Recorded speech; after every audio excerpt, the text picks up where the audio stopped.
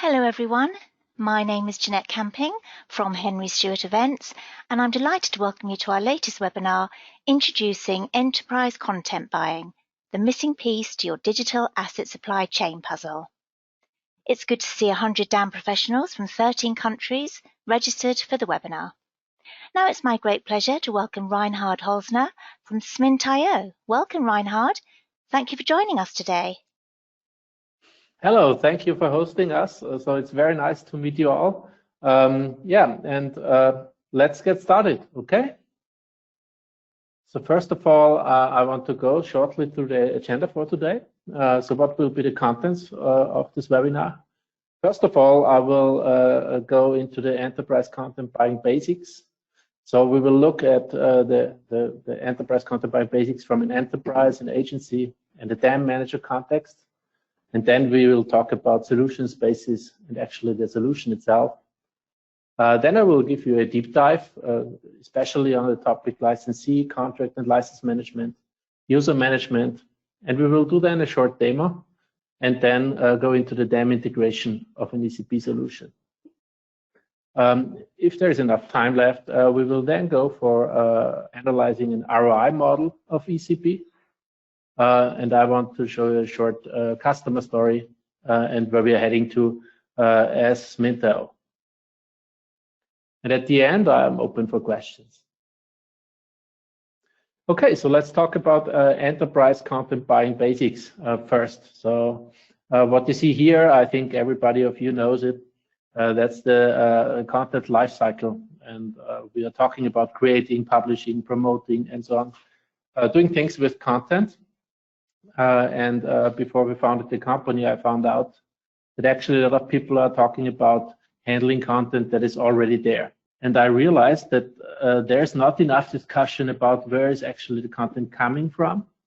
And this is why I call this content buying a blind spot in the content supply chain. And if we zoom into that blind spot at the very beginning of the content lifecycle, I would like to drill into it and show you how it looks there and what happens there. So when it's about content buying and we look at the practitioner, so we see that usually we have a lot of content sources going on in a company. You are getting content from stock providers like Getty, Shutterstock, Adobe Stock, and so on. You're getting content from photographers, authors, and so on. So there's a lot of content sources, and especially when it comes to stock, it's very hard to search for content. It's very hard to manage all the different portals. And handle all that wealth of information that is out there. And once you found your perfect image, once something is being delivered, there's this big issue of emails starting flowing around in the company. You might imagine that, or you might know that as you see the links. Hey, this is the images that I selected. Which one would you like? And at the end, you need to send it for approval, and maybe your colleague is on vacation. So it's flowing back and forth, and there's a lot of email traffic being generated when selecting content. And once the content is purchased, it's stored on a local drive, on the network drive. And of course, if you have a DAM system, the people download it and then they upload it to the DAM. But as you're having that intermediate station of a local drive, you're missing metadata. So even if you extract XMTP or IPTC metadata from the image, it's usually not complete, it's usually not reliable, and you're losing a lot of that. And if you're losing metadata, you're also losing license information, and if you don't have the right license information on the content you purchased, you're introducing a lot of license risk to your company. And whenever we ask a big company, how much money do you spend on content, it's usually unknown. And people say, actually, we don't know. It's very hard to keep an overview on who spent what. When it comes to collaboration on selecting content, usually there's not enough support in a digitized way. And in the bottom line, we can say, hey, actually, all of this is a bit of chaos. Actually, all of this is a bit of a non-digitized workflow. All of this is manual, actually.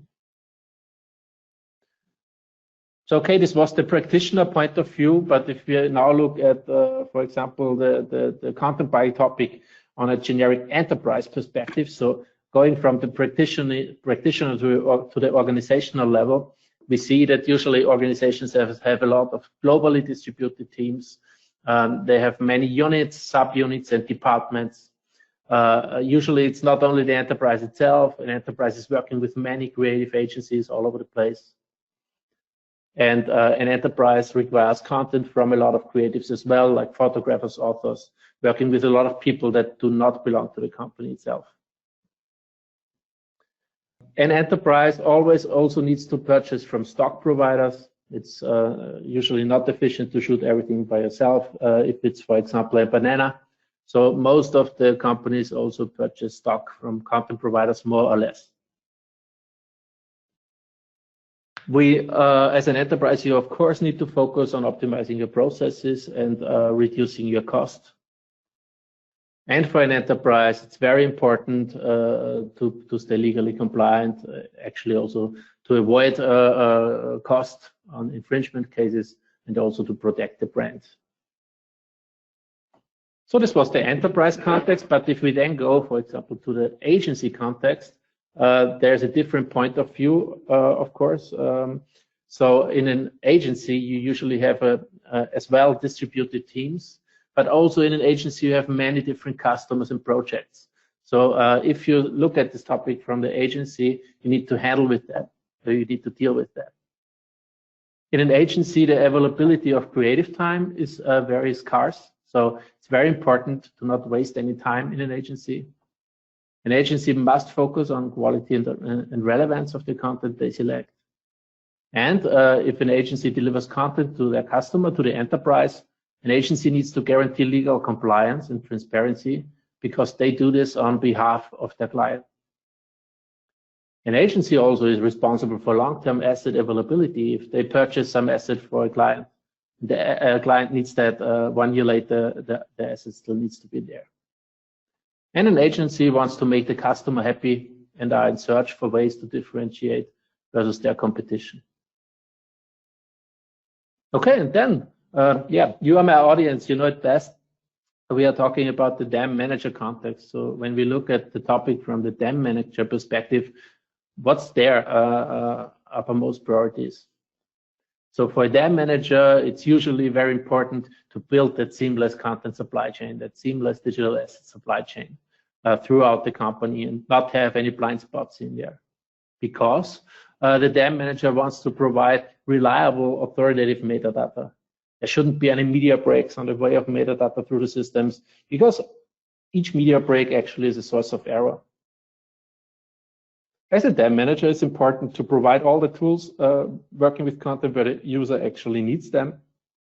And actually, it's a lot of users throughout the company that are working on a DAM.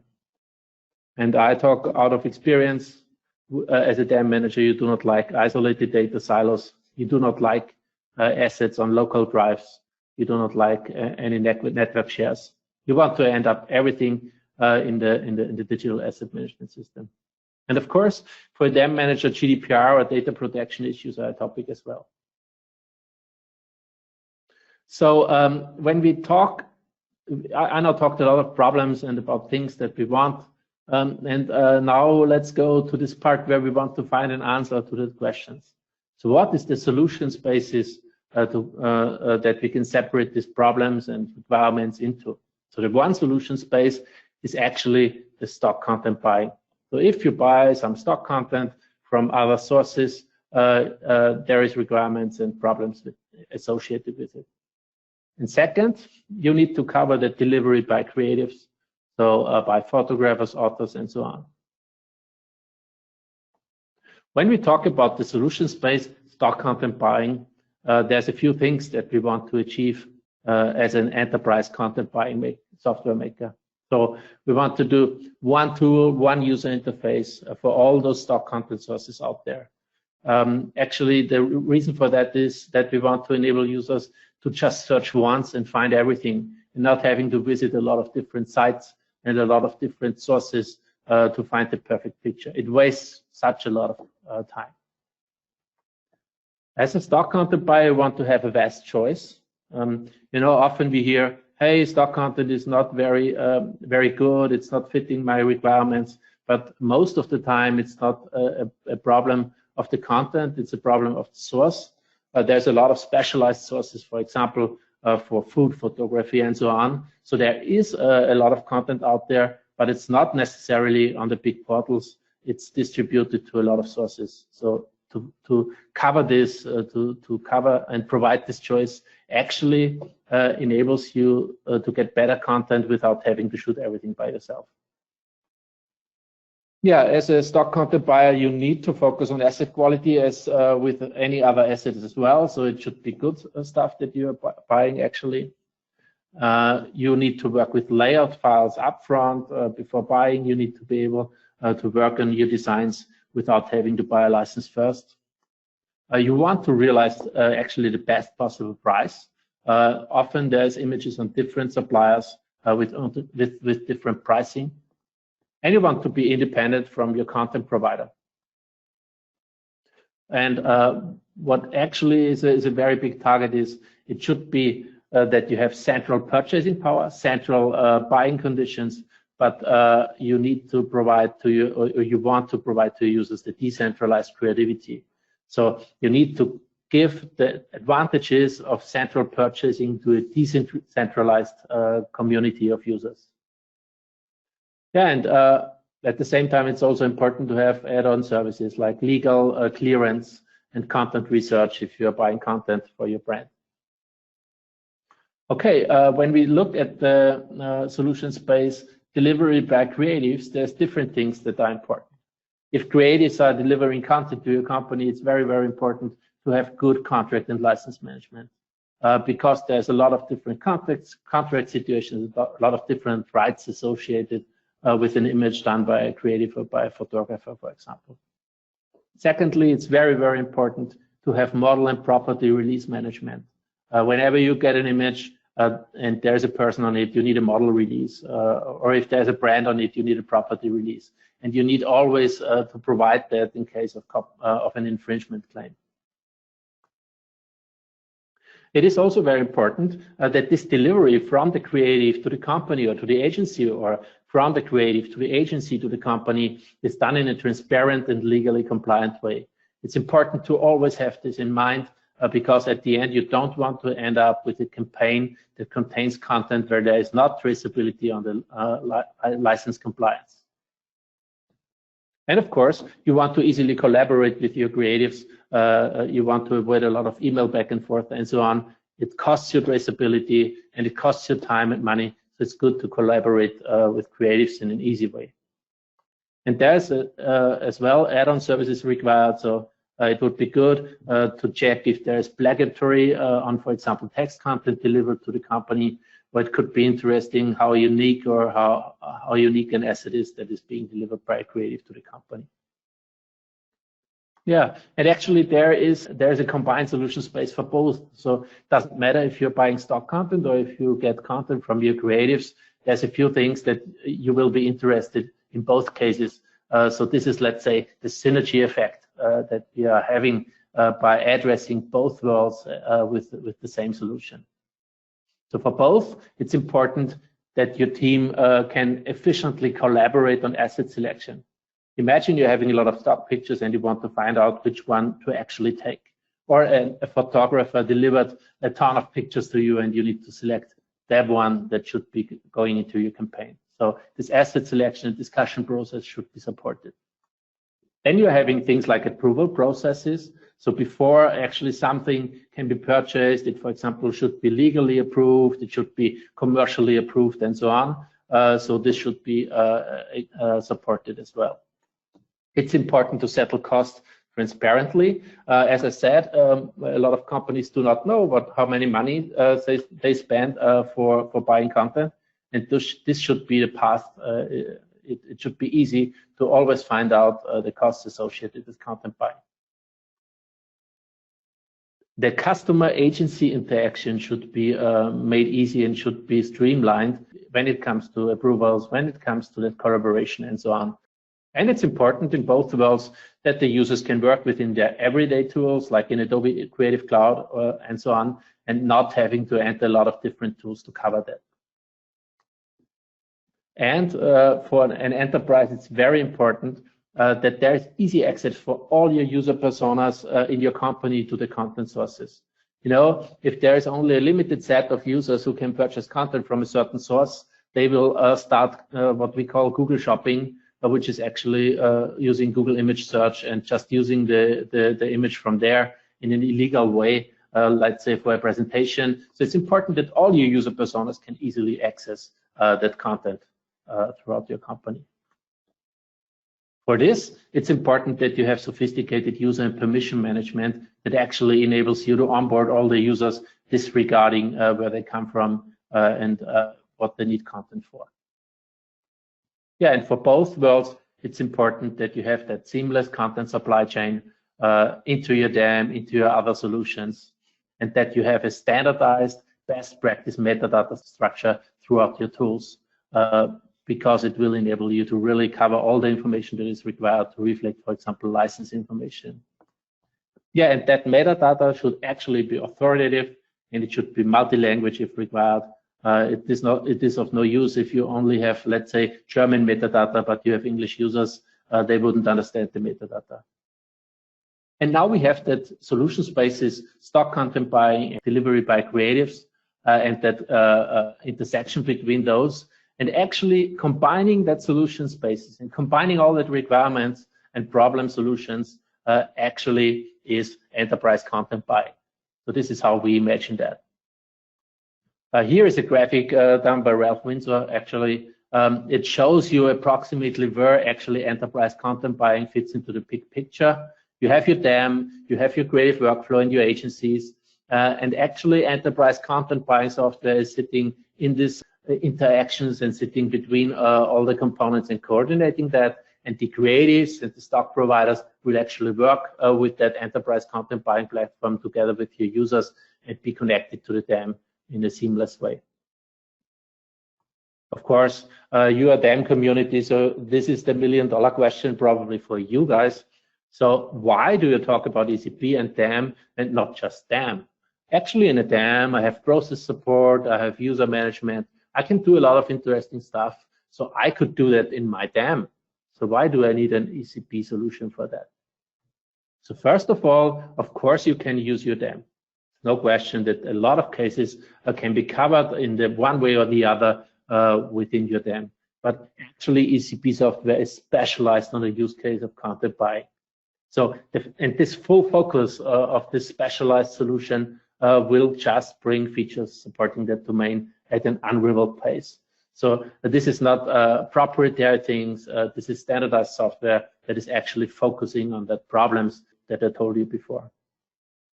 Secondly, enterprise content buying brings all your content buying channels, not only the creatives, but also the stock into one solution, delivering that synergies that I talked about and that standardization in the way.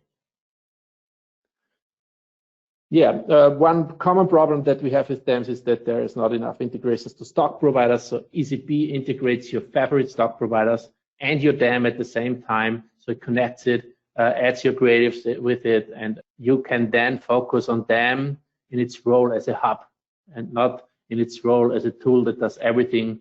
So a DAM should actually be that hub connecting all those solutions.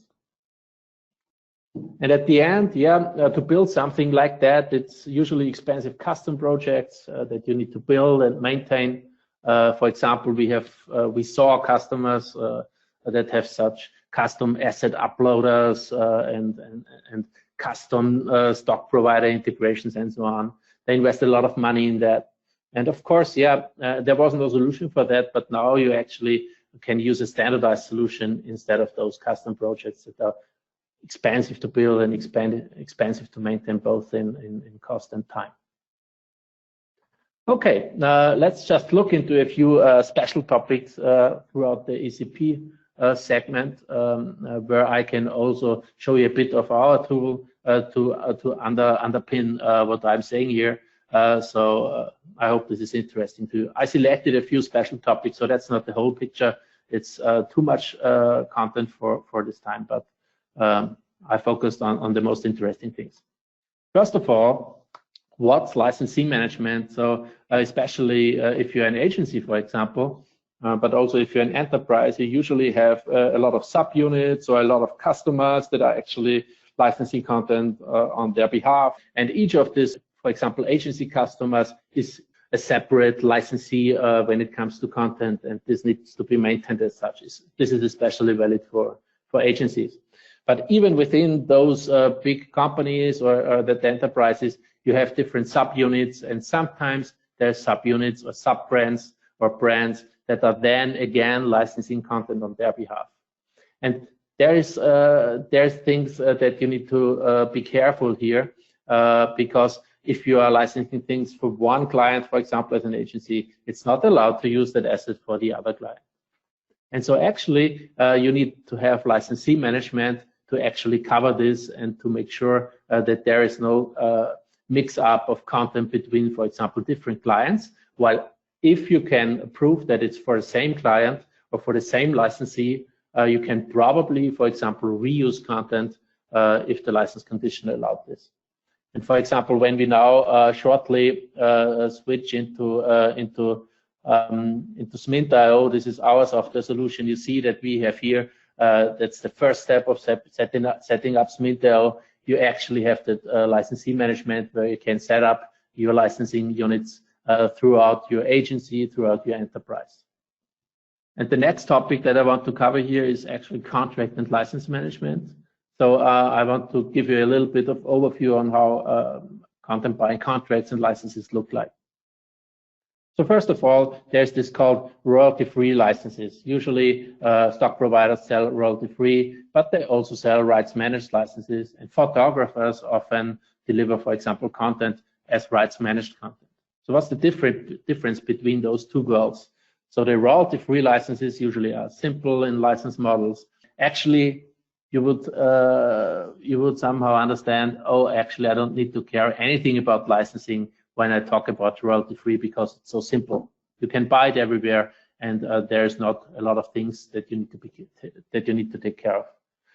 That's actually not true. There's a lot of hidden limits associated to royalty-free licenses usually, especially if you purchase content through subscriptions, which are usually very cheap. So you need to be careful on royalty-free content. There's hidden limits, like it could be that you don't have a so-called database license, so it's only tied to a single user seat. So this license, as a single seat license, must not go into any DAM because it's not allowed to do that.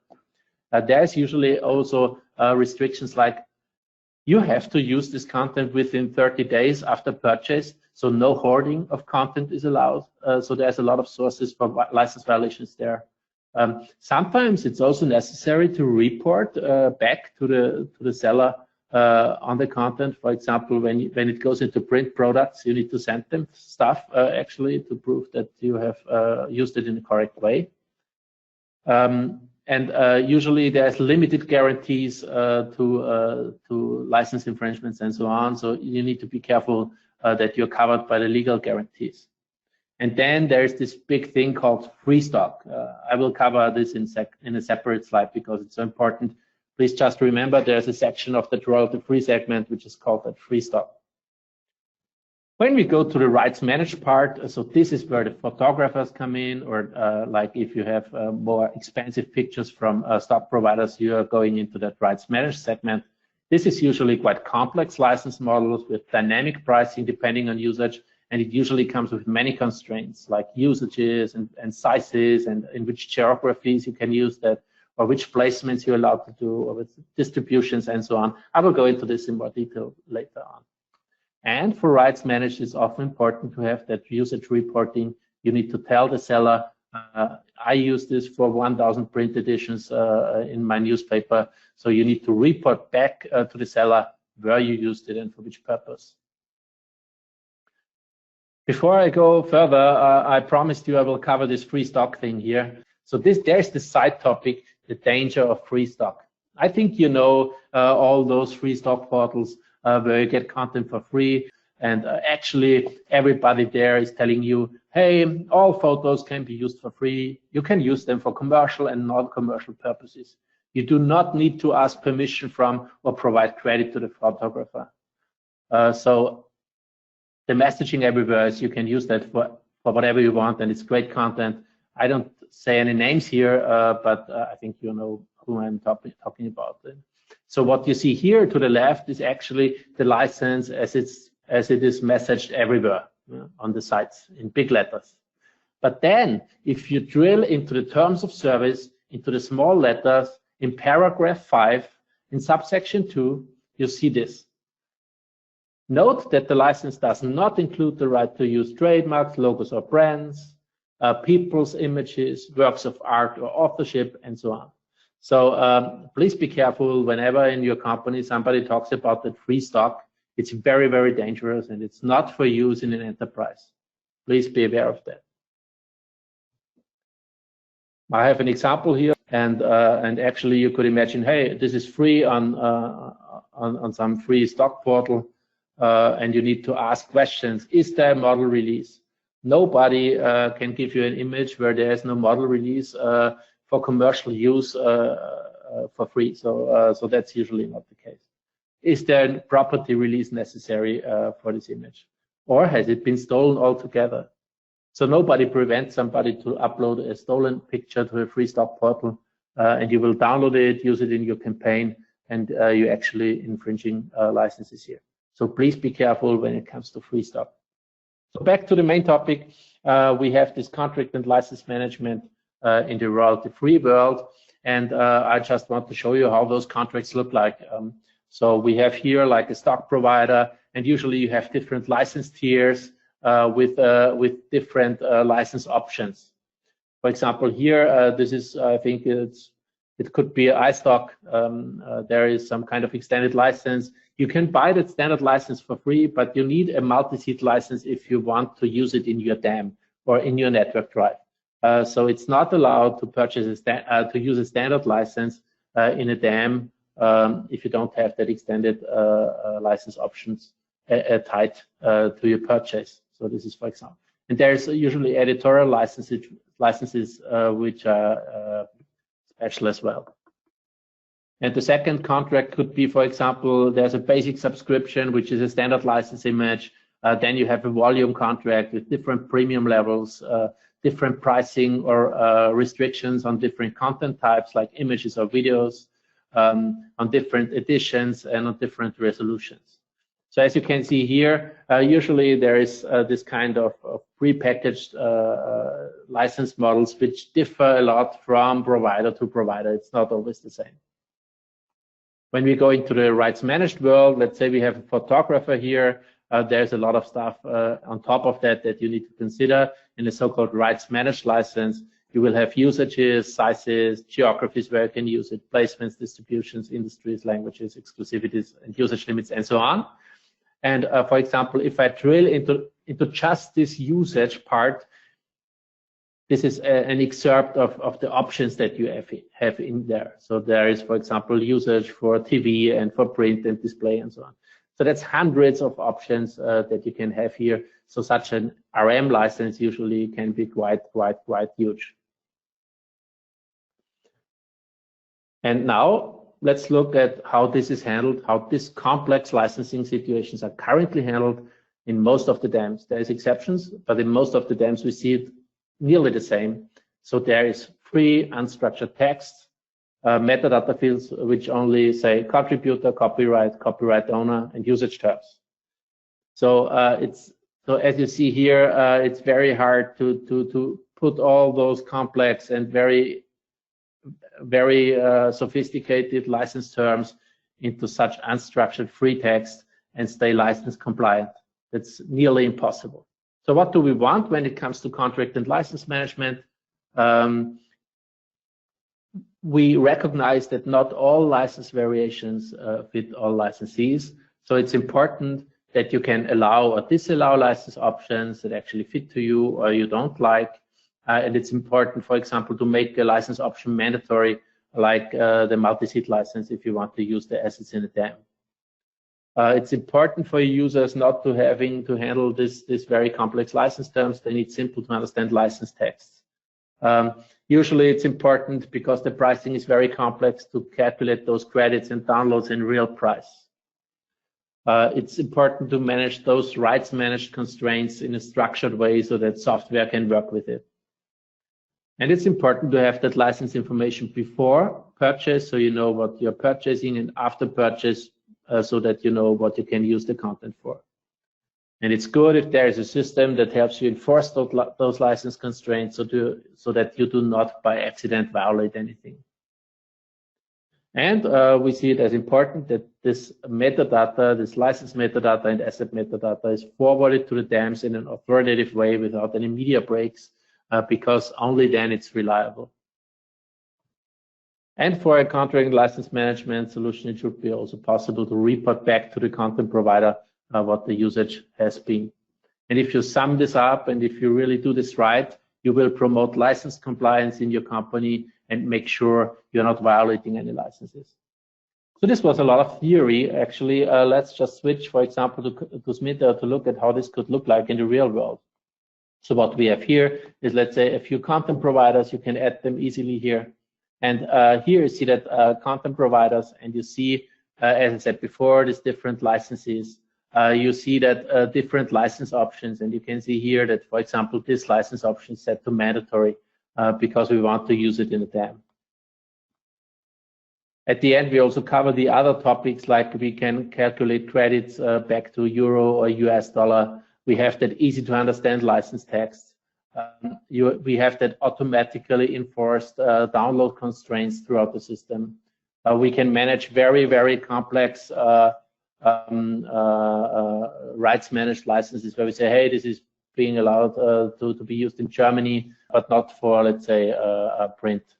So this is something that is important, that you can maintain your contracts, and it's important that you have it in a structured and in a good way so that you can work on it. So actually, for example, Smint.io is integrated with a lot of dams, and one of those dams is PicturePark. I have PicturePark open here, and when you see here all this asset metadata information in PicturePark, you can then see here that we have a Smint.io asset that is actually having all those metadata entries within it. And actually Smint.io, or the integration between Smint.io and PicturePark, maintains that asset metadata structure and makes sure it's a best practice standardized metadata structure. And when we, for example, come to those different license constraints, you can see here, I will just switch here to English. You can see here that we, for example, have this different licenses usages that I talked about here. And actually the integration then sets up all those structured options and things within PicturePark in order to map the Smint.io license information to the PicturePark metadata model. And this looks at like this at the end. So here, for example, we have an asset that is coming from Smint.io, and you can see here that we have all those automatically maintained metadata structures here in different languages, as I said, and it contains all those license terms and release details that I was talking about. So it helps your users actually to really not violate anything. It helps you to build software, for example, that can automatically work with this information. Okay, then the next topic that I wanted to cover in this deep dive is actually the topic of user management. Why is user management so important? Because usually, especially user management on stock portals is huge work. You have those different stock portals. There's hundreds of users you need to maintain there. So that's actually not so easy. And if the users do not have that access, they go Google shopping, as I said before. So it's very important to have user management tied into your enterprise systems so that it's easy for all of your employees and for all of your agency members to consume content in a legally compliant way, because if you don't give them that access, usually you have that gray zone, you have that gray buying that is actually not a good thing for a company. So I was talking before about that. It's important to have this centralized purchasing. That's good, and the centralized contracts, because it gives you negotiation and purchasing power. But it's very important to have this decentralized creativity giving access to the users where they need it. Yeah, and usually in user management, it's not enough to just give them access, but it's also important to maintain special permissions that are special for the ECP context and not for, let's say, a DAM context. For example, if users want to purchase a license, it might be necessary to send it to approval first, which is a very special requirement. Or we have layout files that are non-watermarked, which is a very dangerous asset, and it should be a permission to allow users to work with this, probably after an education, for example. It should be a permission or a constraint that assets purchased by certain user groups need to go through legal review and so on. So we have, like we can look at that here again. We have that permission management, and as you can see here, there is this different permissions that are special purpose. They're actually coming from a real world use case, and if in Smint.io you don't have that purchase license permission, it sends you actually to an approval process that is automatically maintained by the system itself. So, okay, I was thinking, what other deep dive topics should I show to you after this? And I asked myself, the viewers of this webinar never saw an ECP solution before, so it might be interesting to you to just see such a very short, such a real-time use case, how it could look like after all. And for example, here, this is, for example, important for agencies. You have our tenant switcher, where you can switch between the different projects. And as everything is already set up, we can now, in our purchasing solution, search, for example, throughout all the content providers that are attached to this system. So this is, for example, not a user view, and within a few seconds we have searched through Getty, iStock, Shutterstock, Adobe Stock, and 2 other providers. So that's quite straightforward. And as you can see here, already during search, you see if somebody's already working with that. So that's one thing when it comes to collaboration. You can search, for example, through already purchased content to make sure you only cover that. You see, for example, here, this has already been purchased. When you go to an asset, for example, you always see the different licenses that are available. You see the real prices that are available. You see the license details in a very easily understandable way that are tied to this asset. And you can see where, for example, has this asset been purchased before, and what has been the license terms when this asset was purchased. Or who is already working on this asset in a collection, for example. When you then go to that collection, you see here, which is actually also called Lightbox, can see here that there is different collaboration features throughout the system where you can, for example, rank assets and sort them. Or you can actually just chat about an asset and talk to your colleagues on whether to take this asset or not. And at the end, when you selected the assets that you want to buy, be it from a creative or be it from a stock provider, you can actually go to your shopping cart. If assets have already been purchased and the license allows it, you can reuse licenses for free, for example, and you have a centralized shopping cart where you can then check out those assets very easily. Yeah, and once you have purchased content, it's actually being logged in the centralized purchase log, where you have that license information again, where you can download CSV reports with cost centers and project assignments and so on, and where you can have that central visibility on all the purchases throughout the system. And as I showed before, whenever somebody purchases something, it actually moves to the DAM. Yeah, and as I said, it's very important that users can use content within their environment where they work. There's a Smint.io plugin where you then can really use all the functions of Smint.io directly from, for example, Photoshop or Illustrator or so on. And here you see that we have here different purchases that we already did, and it's now very easy. I can either insert the layout file, and And as you can see here, this is the layout file. It always tells you, hey, this layer, it's a layout file. You should buy this before you actually use it. And let me go back here. And once I purchase that asset, I can actually just download it. And now the plugin will replace the layout file by the actually purchased asset. But then you can, once you purchase the content, you can really replace it. And as you see here, we now have the fully licensed image in the scenery, and you see that it's now fully licensed. So this is some kind of a short demo on what, for example, enterprise content buying solutions can do. Let's continue. When you have an ECP solution, how does integration to an ECP solution look like? So there's APIs. Usually you can just build everything by yourself, which is actually quite some work, but you can then do whatever you want. Or there's the other way through single sign-on from your DAM, OpenAuth or SAML single sign-on to, for example, Smint.io. And once something is purchased, it's being synchronized back to the DAM. Okay, let me look at the time. We are now already quite advanced in time. I will just skip a few slides now. Actually, what we did is we also built the ROI model for ECP to make it possible to calculate ROI of an ECP solution.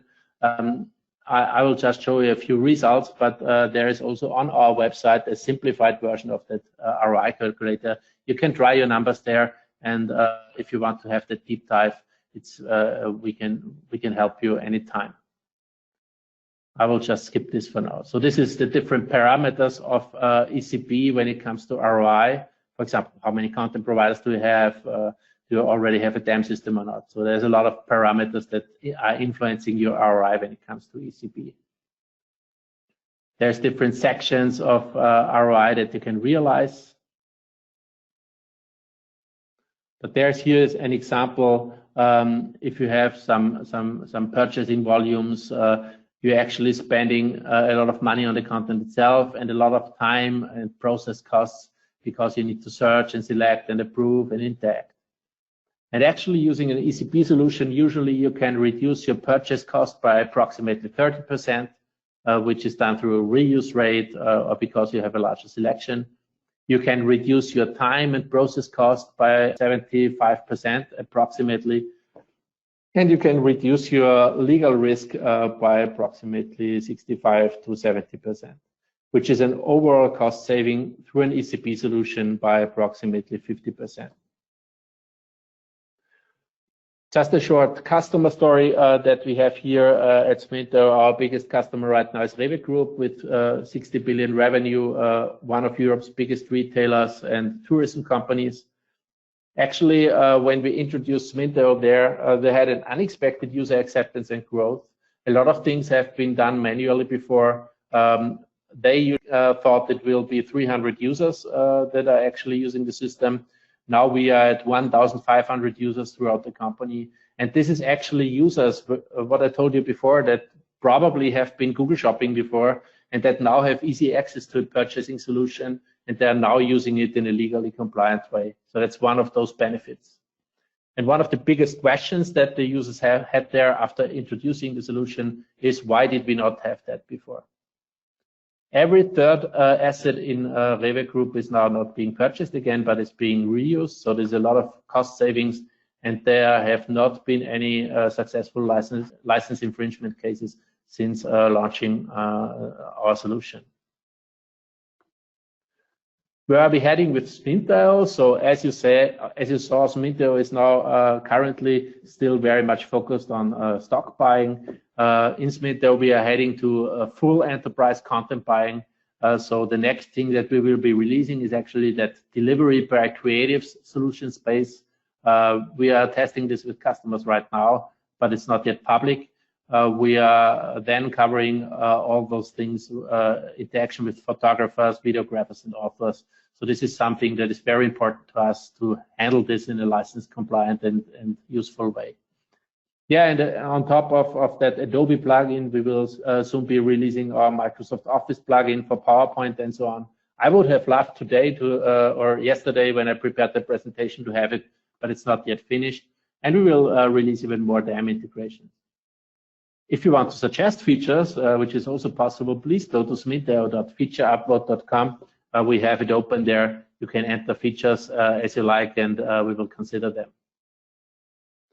And last but not least, please visit us at Henry Stewart DAM New York. We will be there. First of all, Gert will be there. He's our Chief Growth Officer. I will be there. And as last year, we have been there last year as well. The Mozart Kugeln will be there as well. And as you saw before in Smint.io, this is a stock image that I purchased through Smint.io as well. So I would have used the plugin for that if we had it ready yet. I think we are quite in time. Sorry for being fast now at the end, but I didn't want to go over time, and I wanted to still have time for some questions. So I'm now happy to open up discussion on the topics we talked about. Thank you very much. Thank you very much, Reinhard. That was great. We have had some questions. The first one is, are there any other enterprise content buying platforms on the market? So, yeah, not actually. The thing is, the term enterprise content buying is actually coming from us because we were the first movers in the space. We had to find a name for the kit. So, you know, there's digital asset management software, and we needed to find a name for our software. So it's enterprise content buying software. Currently, there is not other vendors who provide it like that. But yeah, never say never. Thank you. And another question, do you support Adobe Experience Manager? Yes, of course. So there is an integration with Adobe Experience Manager. We just announced last week our complete Adobe offering. So we are now supporting Adobe Creative Cloud. We are supporting Adobe Experience Manager. And of course, we are supporting Adobe Stock. So I think there's not many Adobe products left that we do not cover. Thank you. And the next one is, can you help with negotiating a contract with a new provider? Actually, we can do that. So the thing is, if you don't have contracts with a provider and you need one, it's sometimes very hard to negotiate those contracts and get a good result. So we have that relations, and we can help you anytime if you want to onboard additional providers to your selection. Okay, thank you. And then we have another one. When will the individual delivery features be released? So we are planning this for Q2 this year, so it's not a long time to wait. Unfortunately, I think we will not make it for DAM New York. Maybe we will have it finished, let's say, sometime in June, I think. Okay, and the next one, what was the biggest learning out of the integration with PicturePark? Okay, so it was good. Actually, PicturePark is one of our strongest partners. They helped us a lot with doing that. It's also one of the first partners that we integrated with. I think it was the first DAM that we integrated with. So we are very happy with it. Especially strong has been the support of metadata structures in PicturePark content platform. So this was quite unique to us, actually. Okay, thank you. And the next one, would it be true to say that ECB is effectively a DRM system that has the extended capability of searching and purchasing with the rights initially? Did you say DRM system? Yes. Okay, yeah, DRM. So DRM is something different again. So we all know Fidel. And Fidel works in a very, very sophisticated way with rights. But even Fidel has the problem, where do you get this information from, and how do you fill it and attach it to the assets? So yes, we are, let's say, a DRM for the special purpose, but it's much more. It's let's say DRM really integrated in the special use case, in the special workflow, and not in a generic way. Okay, and what other DAM integrations do you have on the current roadmap? So currently we're working on AppPrimo and on OpenText. This is our current integrations, and we will then consider further integrations on demand.